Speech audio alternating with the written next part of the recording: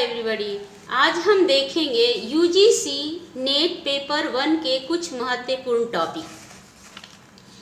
सबसे पहले हम देखेंगे शिक्षण सहायक सामग्री।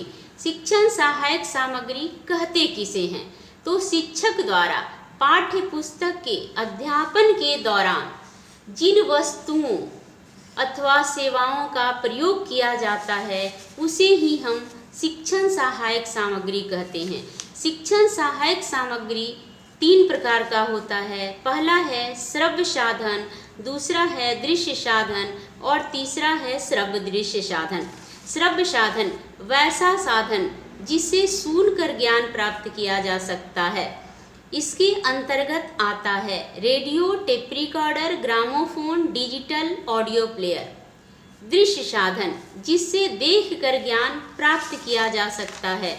इसके अंतर्गत आता है प्रोजेक्टर, रेखा चित्र अथवा चार्ट, मानचित्र एवं globe, slides, graph, flex card, पत्र पत्रिकाएं, power point presentation, 3D model. श्रव्य दृश्य साधन यानी जिसे देखकर और सुनकर ज्ञान प्राप्त किया जा सकता है, यानी देख और सुनकर ज्ञान प्राप्त किया जा सकता है, उसे श्रव्य दृश्य साधन कहते हैं। श्रव्य दृश्य साधन के अंतर्गत आता है television, computer, multimedia, black board, display board, चलचित्र अथवा सिनेमा, विजुअल पेन टैप, संवाद सामग्री, मैग्नेटिक बोर्ड। अब हम अगला टॉपिक देखेंगे एडगर डेल का श्रव्य दृश्य सामग्री।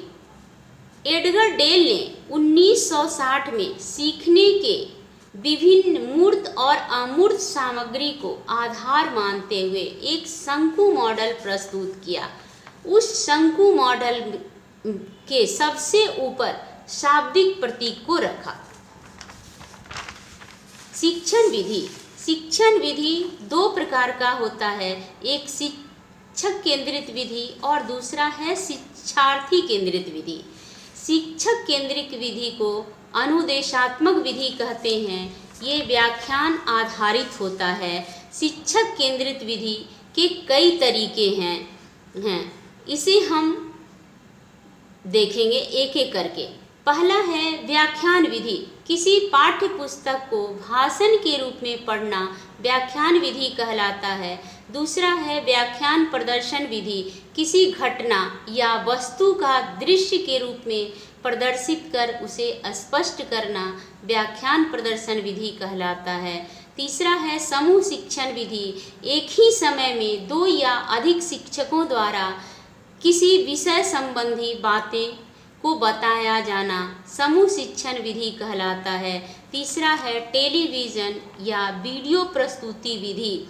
इसके द्वारा शिक्षण गतिविधि अच्छे तरीके से शिक्षार्थी तक पहुंचाने का कार्य किया जाता है।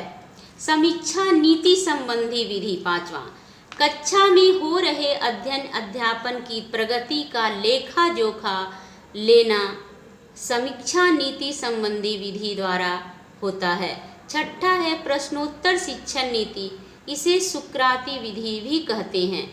प्रश्नोत्तर शिक्षण नीति की मुख्य विशेषता है प्रश्न निर्माण, प्रश्न का प्रस्तुतिकरण, विद्यार्थी के मध्य नवीन ज्ञान का अनावरण।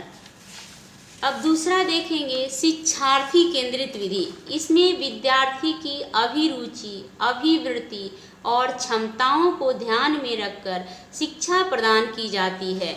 इसके अंतर्गत शिक्षण विधि आते हैं कार्यक्रम अनुदेश विधि। यह तार्किक क्रम पर आधारित शिक्षण विधि है। दूसरा है अधिन्यास कार्य विधि यानी असाइनमेंट मेथड जिसे कहते हैं। इसमें विद्यार्थियों की सुविधा के लिए संपूर्ण पाठ्यक्रम को अनेक खंडों में विभाजित कर दिया जाता है।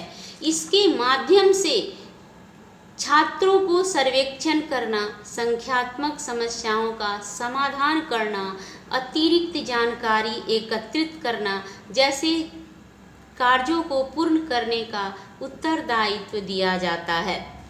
अधिन्यास कार्य विधि भी 2 प्रकार का होता है, एक गृह अधिन्यास और दूसरा विद्यालय अधिन्यास। यानी आप लोग देखे होंगे कि कहा जाता है कि घर से होमवर्क करके लाएंगे, और कभी कहा जाता है कि आप विद्यालय में ही बैठकर होमवर्क बनाएंगे। यही है विद्यालय अधिन्यास विधि और घर से लाने वाला गृह अधिन्यास विधि। तीसरा है कंप्यूटर आधारित शिक्षण विधि का उद्देश्य कंप्यूटर के माध्यम से शिक्षा पद्धति को सुव्यवस्थित ढंग से संचालित करना।